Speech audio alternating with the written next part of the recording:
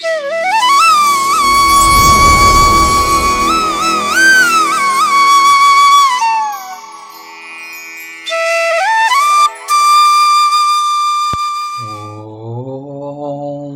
సచ్చిదానంద సమర్థ సద్గురు సాయినాథ్ మహారాజ్ కీ జై. ముందుగా సాయి భక్తులందరికీ నమస్కారం అండి.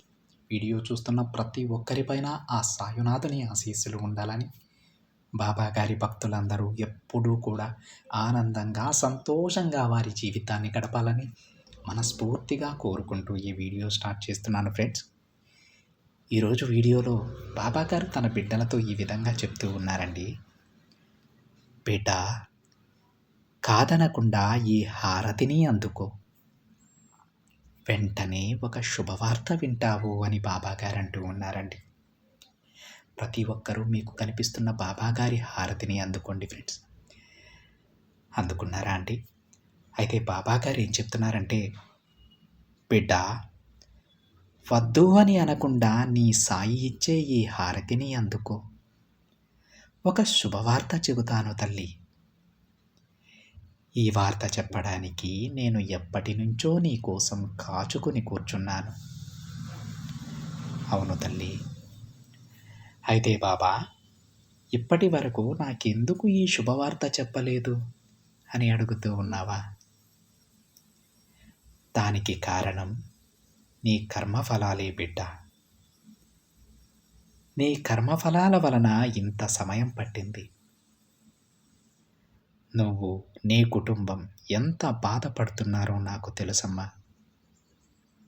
కానీ నీకు అదృష్టం ఉంది కాబట్టి నీకు బంగారం లాంటి ఆ కుటుంబం దక్కింది. ఎందుకంటే నీకు ఎలాంటి పరిస్థితులు ఎదురైనా ధైర్యంగా ఎదుర్కొని వాళ్ళు నిలబడతారు. అందుకే బిడ్డ, నీకు ఎలాంటి సమస్య వచ్చినా, ఎంత బాధ వచ్చినా సరే, పక్కవారితో పంచుకునే ముందు మొదటిగా నీ కుటుంబంతో పంచుకో. వారే నీకు సరైన సలహా ఇవ్వగలరు. పక్కవాళ్ళు నీ సమస్యను అవకాశంగా వాడుకొని నిన్ను ఉపయోగించుకుంటారు తల్లి.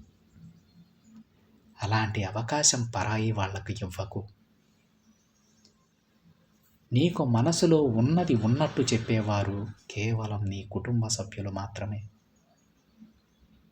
అందుకే ఎంత పెద్ద కష్టమైనా, ఎంత బాధైనా నీ కుటుంబంతోనే పంచుకో. నీ బంధంతోనూ, నీ బిడ్డలతోనూ, నీ తల్లిదండ్రులతోనూ, ఇలానే నీ జీవితంలో ఉన్న ముఖ్యమైన సంఘటనలన్నీ నీ కుటుంబంతోనే పంచుకో. అప్పుడే నీకు సరైన సమాధానం దొరుకుతుంది బిడ్డ. ఇన్ని రోజులు నువ్వు నీ పనిలో విజయం సాధించకపోవడానికి కారణం కూడా అది.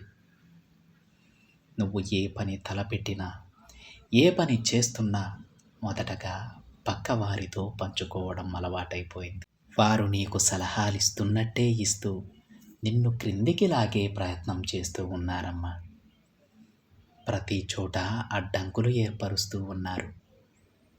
నీ పనులు సగం ఆగిపోవడానికి కారణం వాళ్ళే. అందుకే తల్లి, అందరినీ గుడ్డిగా నమ్మకు. అందరూ చెడ్డవాళ్ళు అని చెప్పడం నా ఉద్దేశం కాదు. అందరినీ గుడ్డిగా నమ్మకు అని ఈ బాబా చెప్తూ ఉన్నాడమ్మా. రెండిటికి చాలా వ్యత్యాసం ఉంది.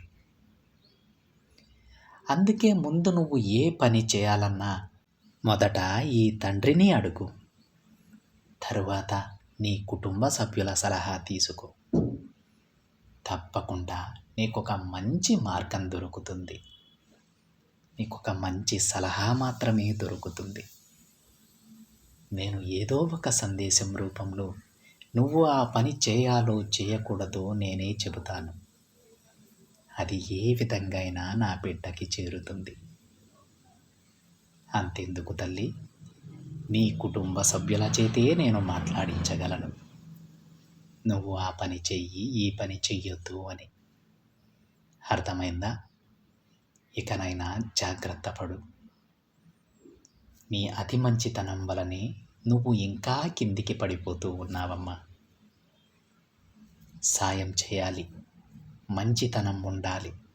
కానీ బిడ్డ, శక్తికి మించిన సహాయం చేయకూడదు.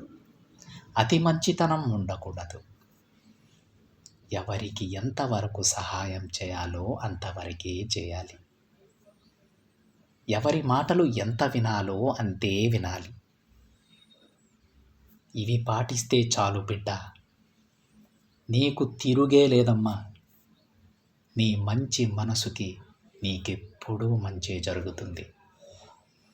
నీకున్న ఉన్నత విలువలకి నువ్వు అందనంత ఎత్తుకి ఎదగగలవు తల్లి. ఈ చిన్న చిన్న తప్పులను సరిచేసుకో.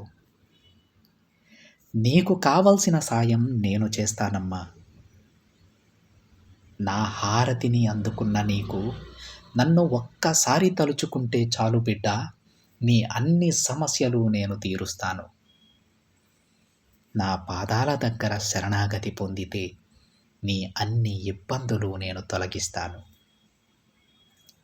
ఇవన్నీ మాటలే అని అనుకుంటే అవి మాటలుగానే మిగిలిపోతాయి తల్లి. నమ్మకంతో వింటే అన్నీ నిజమవుతాయి. ఇది నీ సాయి సత్యవాక్కు తల్లి. తప్పకుండా అన్నీ తీరుతాయి.